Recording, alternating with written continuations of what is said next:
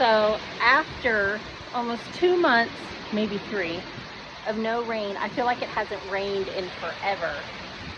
It's the first day of fall, and finally, it is raining. We are under a severe thunderstorm warning right now, of course, and wow, much needed rain, but my front yard's already flooding.